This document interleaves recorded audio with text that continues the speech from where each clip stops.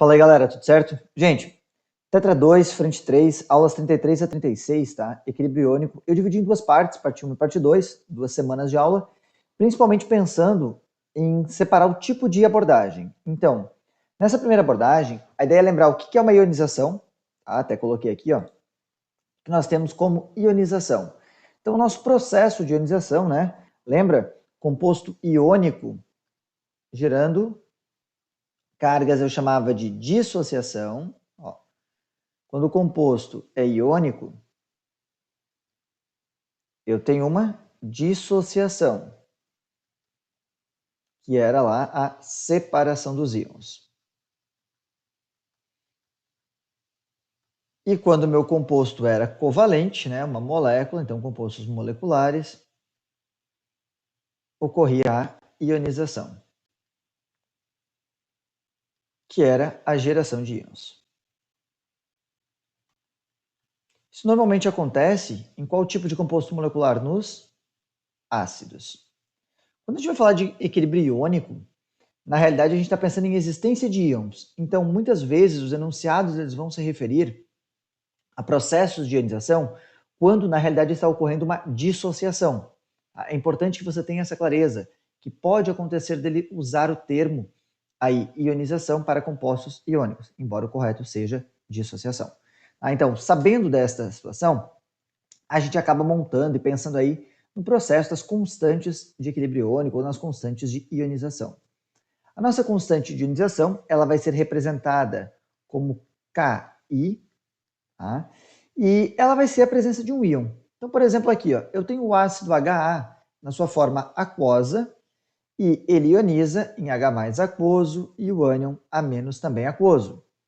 Quando eu tenho essa geração destes íons, eu percebo, né, produtos, reagentes, então eu posso montar a constante para esse sistema. Que seria isso aqui, ó. O Ka é H+ vezes X-, ou A-, né, sobre HA. Professor, por que Ka? Porque como é um ácido, é a constante de acidez. Ki é a constante geral. Existindo íons, eu vou chamar de constante de ionização. Tá? Quando forem íons provenientes de um ácido, eu vou chamar de Ka.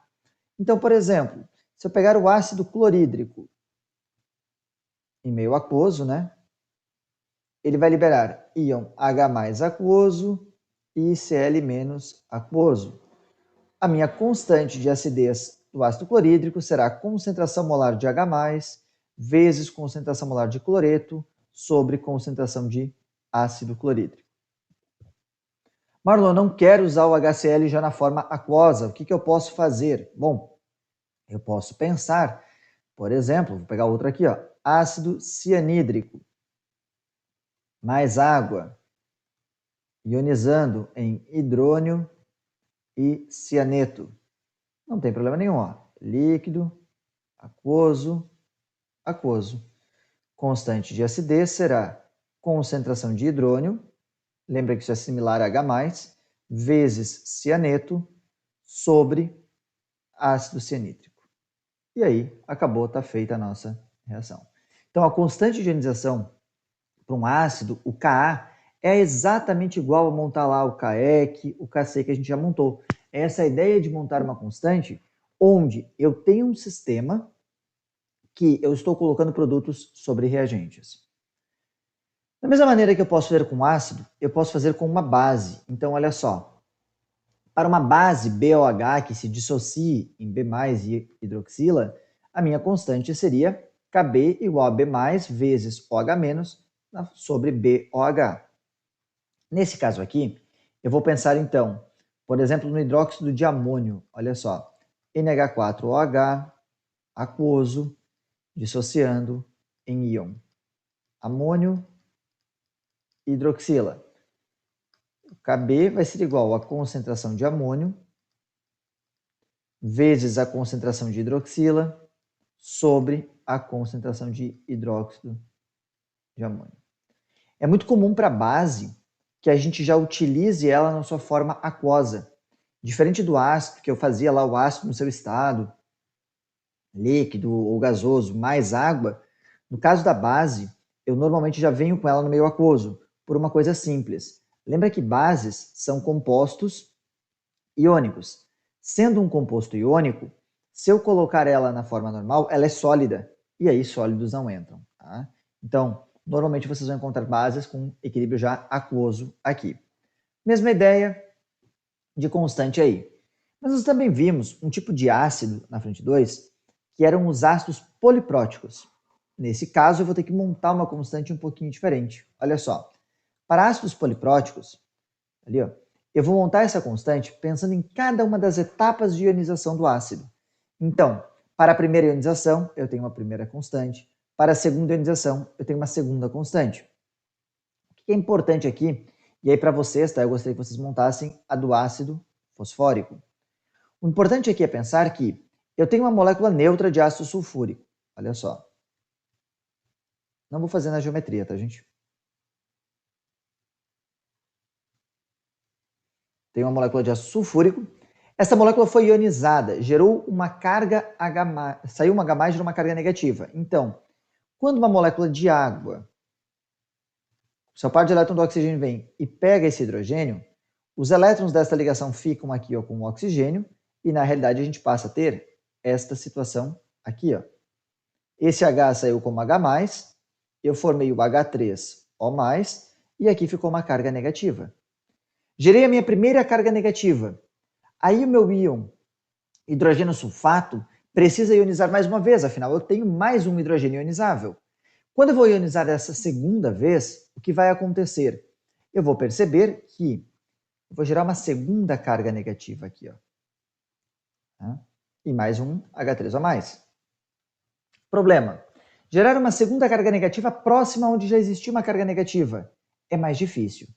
Então, a primeira ionização ocorre sempre mais facilmente do que a segunda ionização. E se tivesse a terceira também seria mais fácil do que a segunda. Quer dizer, sempre que for um ácido poliprótico, eu posso concluir esta situação aqui, ó, que, deixa eu trocar a cor da caneta aqui, ó, o K1 ele é maior do que o K2, que é maior do que o K3, que é maior do que o Kn. Tá? Então, continua aí quantos ácidos, quantos hidrogênios ionizáveis tiver o seu ácido, geralmente de 1 a 4. Então, eu posso dizer que a primeira ionização, a primeira constante, é maior do que a segunda. Tá, professor, e o que significa ter uma constante maior? Significa que eu tenho mais íons H+. Significa, então, que o primeiro hidrogênio ionizável ele é mais ácido do que o segundo hidrogênio ionizável. O caráter ácido dele é mais acentuado. Então, a gente pode dizer que para um ácido poliprótico, o primeiro hidrogênio ionizável é mais ácido do que o segundo, que é mais ácido do que o terceiro. Essa ideia da constante, quanto maior for, mais forte um ácido, ela é bem bacana para você julgar força de ácidos e, salientando, tudo que eu estou fazendo para ácidos vale para bases. Tá? A única diferença é que na dissociação de bases ocorre tudo em uma única etapa. Então eu não tenho várias constantes aí para as bases. Eu vou ter uma única constante, um único Kb. Para poder falar dessas constantes, eu também preciso lembrar do grau de ionização. Quanto que ioniza? Por exemplo, eu tenho 100 moléculas de ácido cianídrico. Coloco elas em água. Todas essas moléculas vão se separar? Você viu no primeiro ano e reviu esse ano lá em força de ácido que não, né? Um ácido como o ácido cianídrico é classificado como um ácido fraco, ou seja, menos de 5% das moléculas vão ionizar. Ou seja, daquelas 100, menos de 5 moléculas iriam ionizar. Isso está associado à força do teu ácido. Você já usou essa tabelinha aí para classificar a força de ácidos, falando que o ácido era forte se ele tivesse um alfa maior do que 50%, que ele era moderado de 5 a 50%, e que ele era fraco se o alfa fosse menor ou igual a 5%. Tá? O que nós vamos ter agora é a ideia de repensar isso daqui, a partir da análise da constante.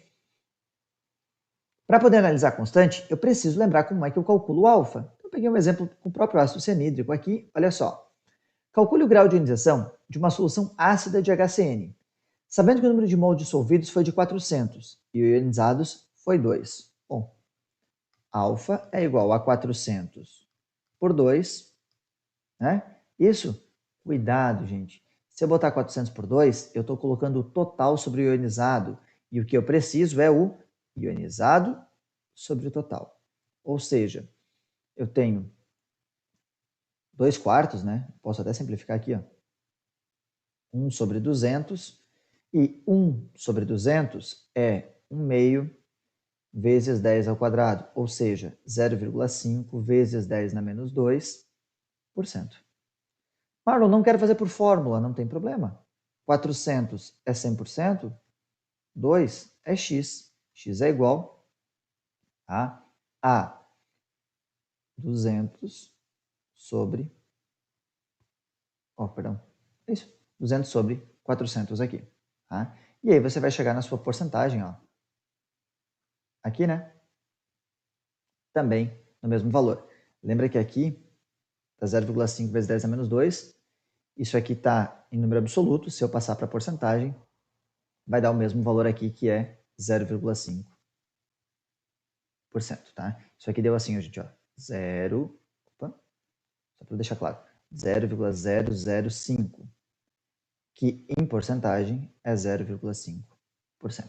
Tá? Então, dá o mesmo cálculo aí, fica a critério de você como fazer. Questão, nós vamos usar o grau de ionização na próxima aula para a lei de diluição de Ostwald. E lá a gente sempre vai usar ele como número decimal. Tá? Então, nessa apresentação aqui. Por isso que eu já mostro como fazer o alfa pela fórmula, embora eu não goste muito de calcular coisas com fórmulas aí.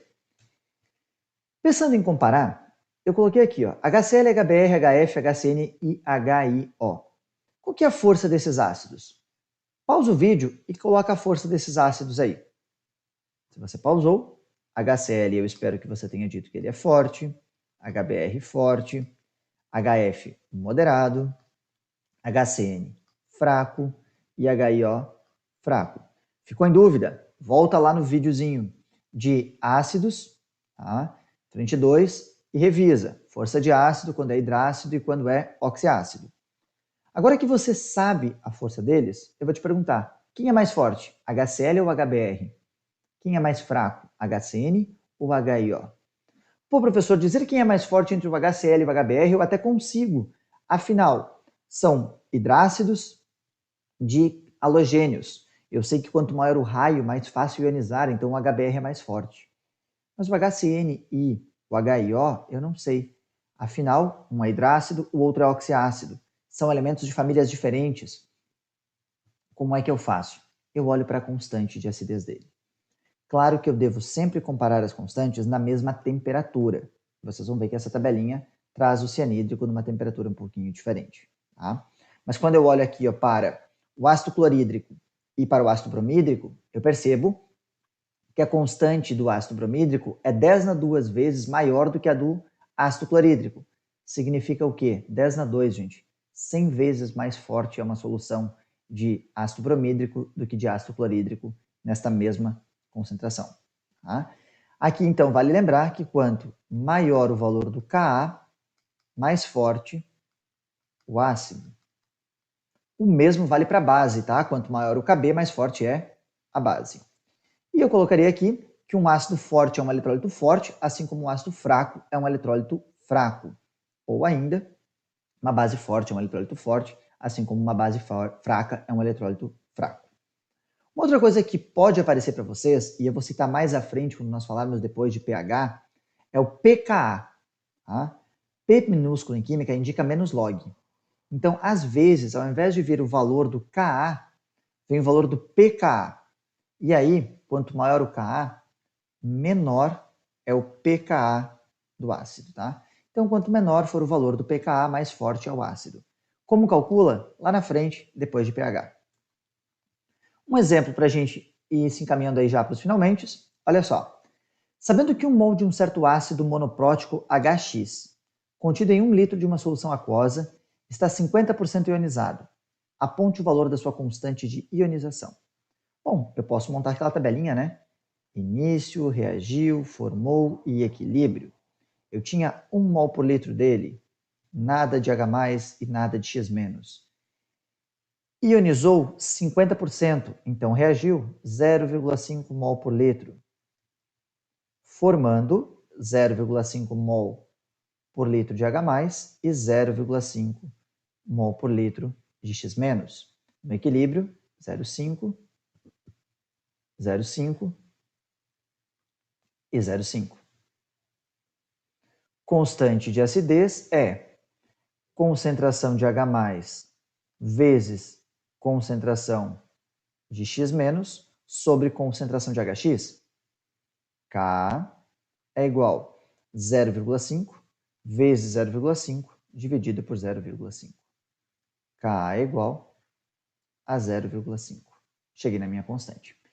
Claro que é um exemplo simples, mas ele é um exemplo que ele vai ser retomado na próxima aula, porque eu vou te mostrar uma outra forma de montar isso daqui.